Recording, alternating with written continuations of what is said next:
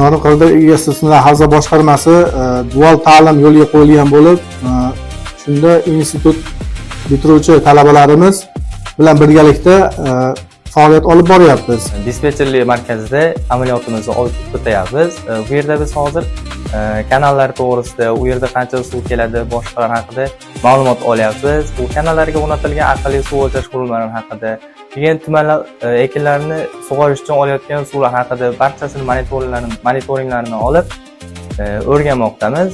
Men kelajakda o'z bilim va ko'nikmalarini oshirgan holda suv xo'jaligiga o'z hissamni qo'shmoqchiman. Bunda studentlarimiz amaliyotga chiqilgan, ustoz shogird bo'lib, har bir o'quvchiga yo'nalishlar bo'yicha ustozlar biriktirilgan.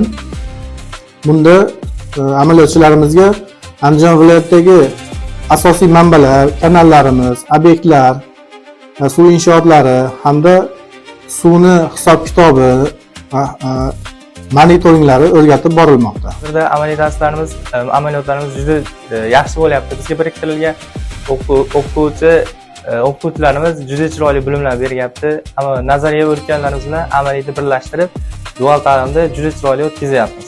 Har qanday qurilish sohasini, suv sohasi hisob-kitobi, suvni yetkazib berish, monitoringi o'rgatib borilyapti.